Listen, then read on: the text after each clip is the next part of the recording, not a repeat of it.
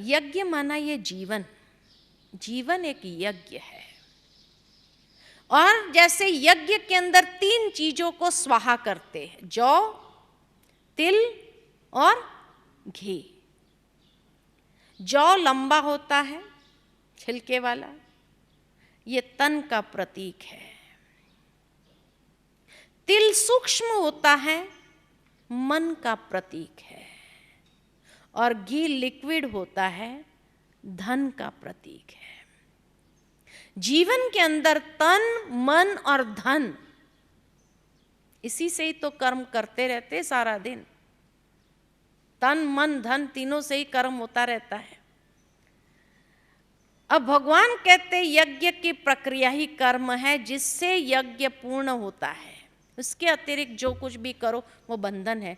कितनी डेप्थ इसमें है, इस एक ही बात के अंदर, कि ये जीवन एक यज्ञ है जिसके अंदर तन, मन और धन। लेकिन आज ये तीनों के द्वारा ही पाप भी होता है या पुण्य भी होता है। पहले के जमाने में जब जॉइंट फैमिलीज इकट्ठे रहते थे, दादा दादी, पोते, सब बच्चे साथ में रहते थे, तो संस्कार कैसे दिए जाते थे कि शाम का समय होता था, वो पोता छोटा होता है तो दादा कहता है अच्छा चलो पोते को लेके घूम के आते हैं। और घूमने के लिए जाते, कहाँ जाते थे? मंदिर में। और मंदिर में ले जाते थे, और मंदिर में ले जा कर के हाथ जोड़ते थे। पोते को कहना नहीं पड़ता था, पोता देख करके वो भी हाथ जोड़ने लगता था। अगर दादा ने साष्टांग प्रणाम किया तो वो भी साष्टांग प्रणाम करता। और साष्टांग प्रणाम करने के बाद, उठने के बाद, वो दादा उसके हाथ में 10 पैसा पकड़ाता था दान पेटी में डालने के लिए। और वो बच्चा दान पेटी में 10 पैसा डाल करके इतना खुश होता था। दूसरे दिन जैसे ही शाम होने लगती थी, वो पोता क्या करता है? दादा की धोती खींचना शुरू करता है, चलो चलो चलो चलो चलो। अरे भाई कहाँ जाना है? तो हाथ जोड़ करके दिखाता है वहाँ मंदिर जाना है। दादा अगर कहे अभी टाइम है तो भी कहता है नहीं चलो। पहले दिन सिखाया दादा ने, दूसरे दिन वो पोता खुद दादा की धोती खींचते हुए उसको लेके जाता है।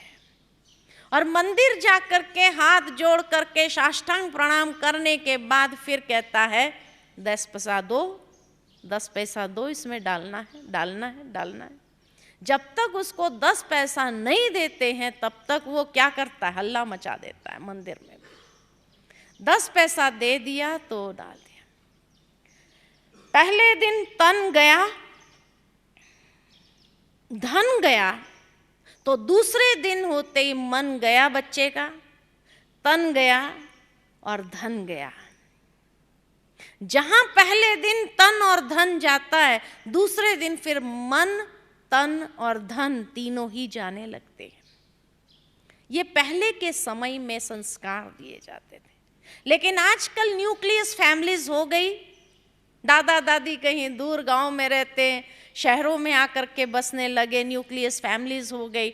बच्चों के लिए टाइम इतना नहीं होता कि भाई उनको मंदिर ले जाइए। हुए पिता का अपना टेंशन होता है, वो क्या कहता है, जैसे ही थक करके घर में आता है और जेब में देखता है सिगरेट का पैकेट नहीं है, तो बच्चे को कहता है जरा नीचे जाके सिगरेट का पैकेट लेके आओ।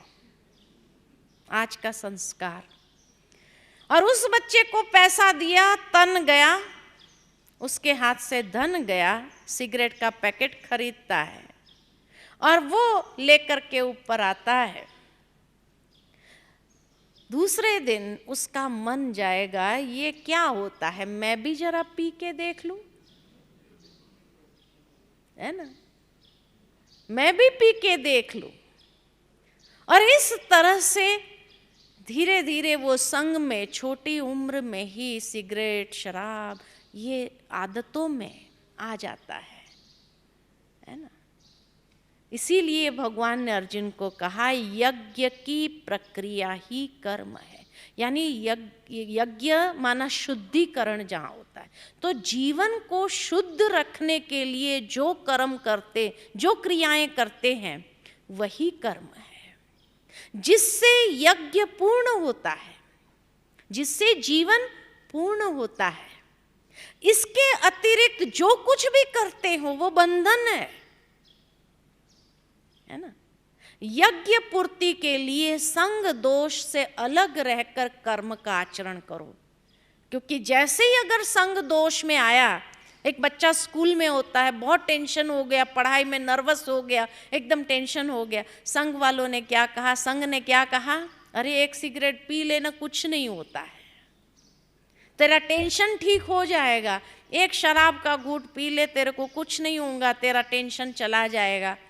पहले दिन उसको दिया गया, पिया उसने, तो दूसरे दिन जैसे ही थोड़ा टेंशन शुरू होगा तो मन जाएगा, तन जाएगा, धन जाएगा। इसीलिए भगवान कहते यज्ञ पूर्ति के लिए संग दोष से अलग रहकर कर्म का आचरण करो। प्रजापिता ब्रह्मा ने कल्प के आदि में यज्ञ सहित प्रजा को रचकर कहा, इस यज्ञ द्वारा तुम वृद्धि को प्राप्त हो। यह यज्ञ जिससे तुम लोगों का अनिष्ट नहीं होगा। देवी देवताओं को जब रचा गया, हमारे पूर्वज जिसके हम वंशज हैं, तो उसको कहा गया तुम इसके द्वारा वृद्धि को प्राप्त करो। यह यज्ञ जिसमें तुम लोगों का अनिष्ट नहीं हो, विनाश रहित इष्ट संबंधी कामना की पूर्ति करेगा। अगर यज्ञ शुद्ध यानी जीवन शुद्ध रहा तो इस यज्ञ द्वारा देवताओं की उन्नति करो। देवताएं माना दैवी संस्कारों को अपने जीवन के अंदर विकसित करो, उन्नति करो, अर्थात दैवी संस्कारों की वृद्धि करो। वे देवता लोग, वही दैवी संस्कार तुम लोगों की उन्नति करेंगे और आराध्य संबंधी भोगों को उपलब्ध करेगा। इसलिए देवताओं को कितना दिखाते हैं, सर्व बातों से संपन्न। तो दैवी संस्कारों की वृद्धि करने की बात है इस जीवन रूपी यज्ञ में, जिससे हमारा कभी अनिष्ट नहीं होगा और सभी भोगों को आपे ही सहज उपलब्ध कर सकेंगे। कितनी गहरी बात समाई। लोगों ने आज उसको स्थूल लेवल पर ले लिया और कुछ भी होता है यज्ञ करना शुरू कर देते हैं। नया मकान में जाते हैं, वातावरण का शुद्धि करने के लिए यज्ञ करो। वो यज्ञ हजारों हो गए लेकिन फिर भी शुद्धि नहीं हुई। उस शुद्धिकरण करने के बाद भी उस मकान में रहने जाते हैं तो भी क्या होता है, टेंशन रोज आता है, लड़ाई झगड़ा कलह क्लेश रोज होता रहता है।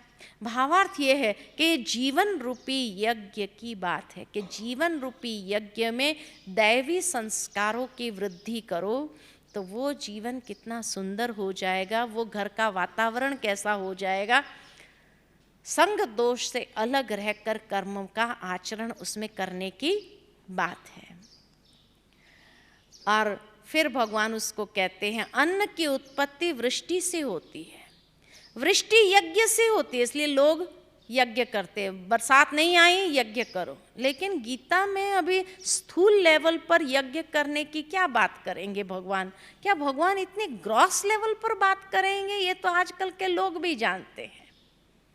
भावार्थ ये है कि आत्मा को जो भोजन की जरूरत है, जो नरिशमेंट फॉर द माइंड, जिस नरिशमेंट से आत्मा को नरिश करना है, उसकी उत्पत्ति करने के लिए वृष्टि चाहिए। वृष्टि माना आशीर्वाद। इतने अच्छे कर्म करें हम जो आशीर्वाद स्वतः प्राप्त हो। वृष्टि यज्ञ से होती है, यानी आशीर्वाद तभी मिलेगा जब जीवन रूपी यज्ञ को शुद्ध रखेंगे। यह यज्ञ कर्म से ही उत्पन्न होने वाला है, अच्छे कर्म से ही उत्पन्न होने वाला है और उससे ही ये पूर्ण होता है।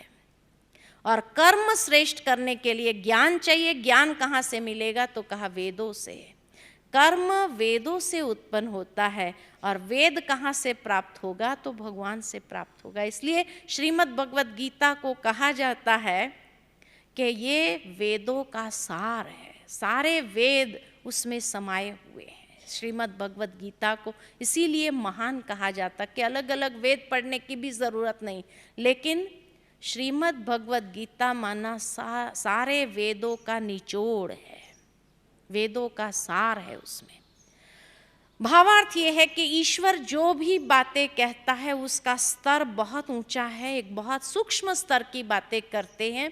आज की दुनिया के लोगों को समझना उसको बहुत कठिन हो जाता है, लेकिन जब उसको समझते हैं तो जीवन जीने की एक दिशा प्राप्त हो जाती है, एक मार्गदर्शन मिलने लगता है और जीवन के कई प्रॉब्लम्स को हम स्वतः ही समाप्त कर सकते हैं।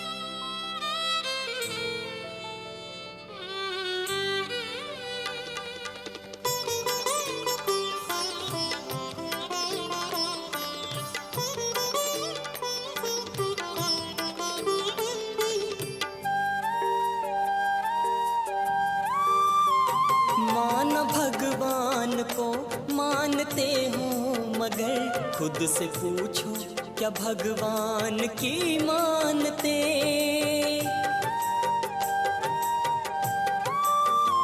माना भगवान को मानते हो मगर खुद से पूछो क्या भगवान की मानते। धरती आकाश को जानते हो अगर ये तो देखो कि खुद को भी हो जानते। ये तो देखो कि खुद को भी हो जानते।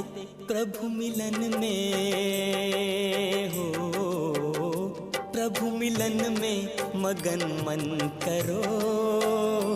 सांसों का भरोसा नहीं, शुभ कर्म में न देरी करो।